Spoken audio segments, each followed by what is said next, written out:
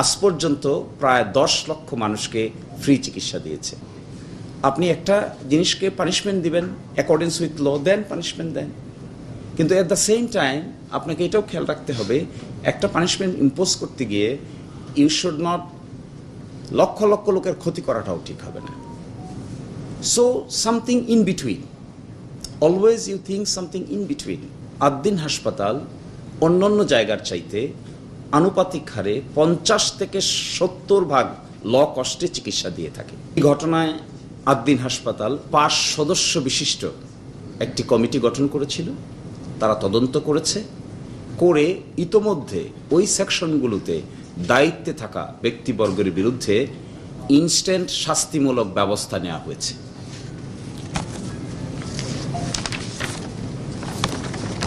এছাড়াও স্বাস্থ্য অধিদপ্তর কর্তৃক কন্ডাক্টেড একটি তদন্ত রিপোর্ট আমাদের কাছে এসেছে। এই পরিস্থিতিতে আদ্দিন হাসপাতাল এই ঘটনায় ভুক্তভোগীদের পাশে আজীবন দায়িত্ব পালন করার সিদ্ধান্ত নিয়েছে। প্রথম, ভুক্তভোগী পরিবারের কোনো সদস্য অর্থাৎ মা, বাবা কিংবা ভাই বোন যতদিন জীবিত থাকবেন তারা আদ্দিন হাসপাতালে সকল রোগের ফ্রি চিকিৎসা পাবেন, ঔষধ ব্যতীত। দ্বিতীয়ত, আদ্দিন হাসপাতালের মেডিকেল কলেজ সমূহে কোনো উপযুক্ত ছাত্র যদি থাকে এই পরিবারের, তারা বিশেষ বৃত্তিতে এই মেডিকেল কলেজগুলোতে পড়াশোনা। এছাড়াও এই পরিবারগুলোর কেউ যদি মনে করে তারা উপযুক্ত হন, তাহলে আদ্দিন হাসপাতাল সংক্রান্ত প্রতিষ্ঠানগুলোতে তারা চাকরি পাওয়ার হকদার হবেন। এছাড়াও আদ্দিন হাসপাতাল মনে করে এই ঘটনার জন্য ভুক্তভোগী পরিবারের পাশে একটি সম্মানজনক এবং রেসপেক্টফুল পজিশনে আদ্দিন হাসপাতাল ভুক্তভোগী পরিবারকে ক্ষতিপূরণের ব্যবস্থা করবে, যেটি সম্মানজনক হয়, যেটি সকলের কাছে গ্রহণযোগ্য হয়। এই প্রেক্ষিতে ভুক্তভোগী পরিবাররা তারা মনে করেন তারা অতীতেও আদ্দিন হাসপাতাল থেকে বিভিন্ন ধরনের সার্ভিস নিয়েছেন। কেউ কেউ আছেন যাদের সন্তানেরা এখানে নরমাল ডেলিভারিতে অতীতে জন্মগ্রহণ করেছেন। তারাও এই ঘটনাকে বেদনাদায়ক এবং অপূরণীয় ক্ষতি হিসেবে আখ্যায়িত করেছেন।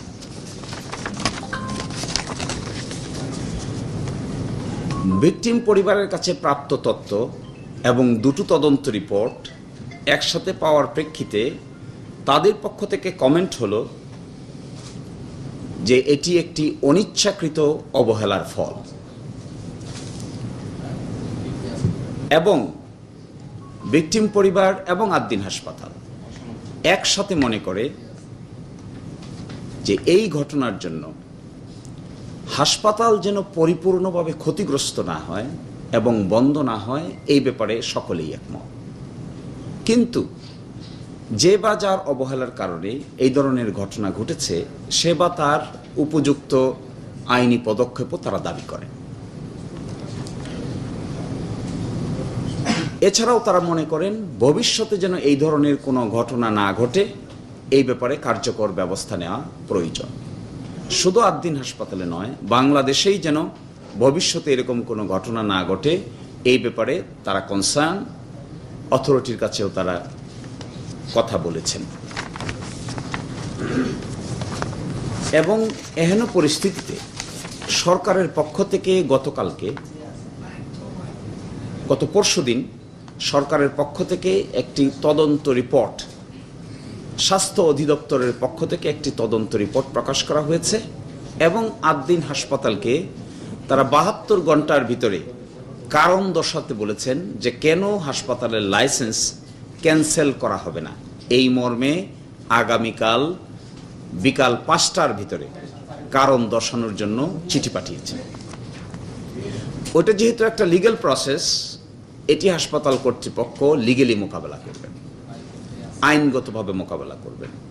যে আইনের অধীনে তারা এই নোটিশ দিয়েছেন ওই আইন অনুযায়ী এটাকে মোকাবেলা করা হবে, দেশের প্রচলিত আইন অনুযায়ী।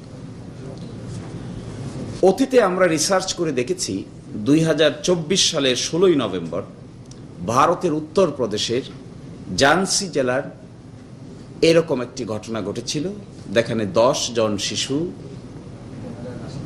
অপ্রত্যাশিতভাবে মৃত্যুবরণ করেছিল। একই সাথে 2025 সালের 6 অক্টোবর ভারতের জয়পুর রাজ্যে আইসিইউতে একই ধরনের একটি ঘটনা ঘটেছিল, এটাও ছিল অপ্রত্যাশিত। তো এই যৌথ সকলের একসাথের কথা হলো আদ্দিন হাসপাতাল অন্যান্য জায়গার চাইতে আনুপাতিক হারে 50 থেকে 70% ল কস্টে চিকিৎসা দিয়ে থাকে এবং আজ পর্যন্ত প্রায় 10 লক্ষ মানুষকে ফ্রি চিকিৎসা দিয়েছে। সময়ের সাথে সাথে দেখা দেয় নিত্য নতুন প্রয়োজন, রেডি থাকতে হয় প্রতি মুহূর্ত। তাই এলো ইনোভার, যেন আপনি লাইফে থাকেন রেডি প্রতিদিন। Innova, designed for now. প্রায় 3 লক্ষেরও অধিক ডেলিভারি এখানে সম্পন্ন হয়েছে। বাট হাউএভার যা ঘটেছে এটার জন্য হাসপাতাল কর্তৃপক্ষ এবং ভিকটিম পরিবার মারাত্মকভাবে মর্মাহত এবং অনুসূচিত।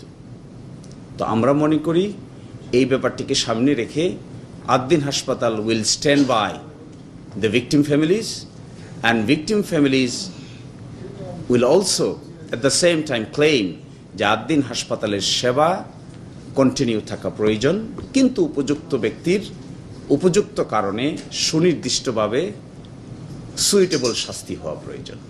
এই ব্যাপারে আদ্দিন কর্তৃপক্ষ একমত। ইতোমধ্যে আদ্দিন কর্তৃপক্ষ প্রাথমিক পদক্ষেপ গ্রহণ করেছে। তো conclusion is this is certainly A pathetic event. This pathetic event should be handled with efficiency, objectivity and reasonableness. And the authority of Addin and the victim families, they agreed, yes, this is a pathetic event. We all should continue and handle this issue with utmost sincerity, with all respect to each and every family, and at the end of the day, to the humankind. আমরা কেউই জীবন ফিরিয়ে দিতে পারবো না, জীবন ফিরিয়ে দেওয়ার এখতিয়ার আমাদের নেই, কিন্তু মানুষের পক্ষে যা যা করণীয় সম্ভব তা সব কিছু করার জন্য উই আর রেডি। এই ক্ষেত্রে আপনাদেরও যদি কোনো সুনির্দিষ্ট অ্যাডভাইস থাকে, we are ready to receive your advice. আমাদের আদ্দিন কর্তৃপক্ষের তদন্ত রিপোর্ট অনুযায়ী কনক্লুশনটা এসেছে এরকম: পেশাদারিত্বের ঘাটতির কারণে সিনিয়র স্টাফ নার্স রেখা খাতুন ও পরিবেশ কর্মী নাসিমাকে সাময়িকভাবে তাদের চাকরি থেকে অব্যাহতি দেওয়া হয়েছে। কারণ কি? কারণ হলো ঘটনার দিন 27 মে 2026 তারিখে ডিউটিকালীন সময়ে একজন অভিভাবকের অনুরোধে ওয়ার্ডের এসি 1 ঘন্টার জন্য সম্পূর্ণ বন্ধ রাখা এবং পরবর্তীতে নবজাতকের শারীরিক অবস্থার অবনতি ঘটলে কর্তব্যরত সিনিয়র স্টাফ নার্স রেখা খাতুন ও পরিবেশকর্মী নাসিমা কর্তৃক দ্রুত সাড়া না দেওয়া এবং পরিস্থিতি নিয়ন্ত্রণে পেশাদারিত্বের ঘাটতি পরিলক্ষিত হয়েছে। অ্যাকর্ডিংলি আদ্দিন হাসপাতাল তাদেরকে চাকরি থেকে সাময়িকভাবে সরিয়ে দিয়েছে এবং যেহেতু আইনের বিধান আছে একজনকে ফাইনালি সরাইতে গেলে তার কথাটা শুনতে হয়, এই জন্য সাময়িক পদক্ষেপ, তার সঙ্গে তার কথা শুনে ফাইনাল পদক্ষেপ, because this is in accordance with law. তারাও তো লেবার কোর্টে যাওয়ার এখতিয়ার আছে।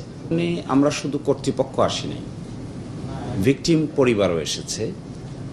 বোথ দ্য পার্টিজ এগ্রিড যে হাসপাতালের কোনো ত্রুটি যদি পরিলক্ষিত হয়, কর্তৃপক্ষ is always ready to reform any fault. এতে কোনোই ঘাটতি নাই, সিনসিয়ারিটিও ঘাটতি নাই। ইতোমধ্যে কর্তৃপক্ষ স্পেশাল ইন্সপেকশন টিম গঠন করে হাসপাতালের ভিতরে কোথাও কোনো ধরনের অভাব পরিলক্ষিত হলে ইনস্ট্যান্টলি তা ঠিক করার জন্য ইন্সপেকশন কার্যক্রম চলমান, শুধু এখানে না, সারা হাসপাতাল, সারা মেডিকেল কলেজে, অ্যান্ড উই আর রেডি। কিন্তু আমরা মনে করি স্বাস্থ্য মন্ত্রণালয়ের পক্ষ থেকে লাইসেন্স ক্যান্সেল করার জন্য যে নোটিশ পাঠিয়েছে, this is unlawful. They cannot send this type of notice. এটা উই উইল ফাইট লিগেলি।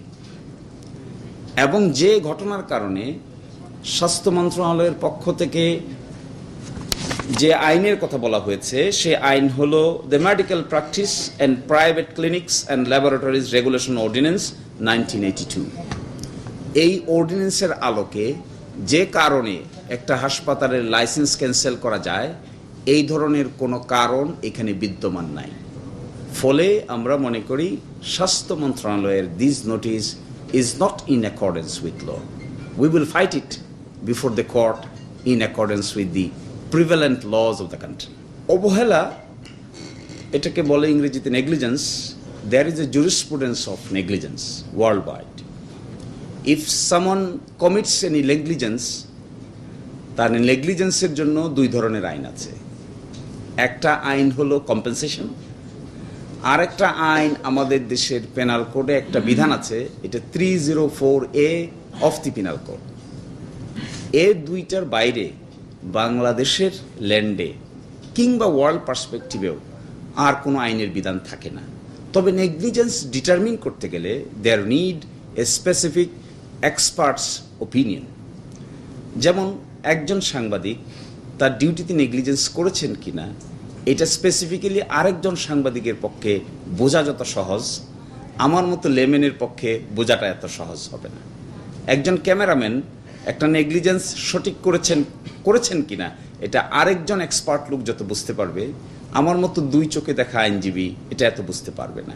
ফলে এখানকার নেগলিজেন্স সুনির্দিষ্টভাবে আইডেন্টিফাই করতে গেলে there need an expert opinion, not layman opinion দিয়ে নেগলিজেন্স বোঝা যাবে না। কেন বলছি আমি কথাটা দেখুন। স্বাস্থ্য মন্ত্রণালয় বলেছেন তারা যে এটার পিছনে কারণ হলো বাতাসে অক্সিজেনের পরিমাণ কমে যাওয়া এবং কার্বন ডাই অক্সাইডের পরিমাণ বেড়ে যাওয়া।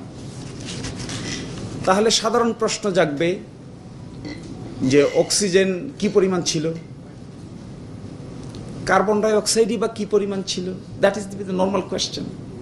সেকেন্ড কোয়েশ্চেন হবে, what is the standard of oxygen যেখানে একজন মানুষ বেঁচে থাকতে পারে, and what is the standard of carbon dioxide যে লেভেল হলে পরে একজন মানুষ আর সার্ভাইভ করে না।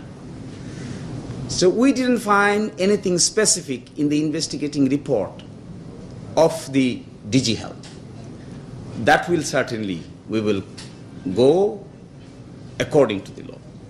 কিন্তু আমার মনে হয় নেগলিজেন্সটা বিবেচনা করতে গেলে always we must see the degree of negligence, percentage of negligence in its whole. আপনি দেখবেন যে এখানে একটা হিউম্যানিটারিয়ান অ্যাপ্রোচ আছে। হাসপাতাল কর্তৃপক্ষ, ভিকটিম পরিবার, they are working together. This is an example how to handle a situation amicable. এটা দুটো প্রশ্নের উত্তর দিচ্ছি আমি। একটা কোয়েশ্চেন করেছেন, what is my role? The answer is, my role is in between an arbitration. It is in between an arbitrator. We are trying to handle the issue with full satisfaction of all concerned. This is a new approach in Bangladeshi legal arena. আপনারা সবসময় দেখে এসেছেন আইনজীবী একজনের পক্ষে বলে আরেকজনের বিপক্ষে বলে। This is the common understanding.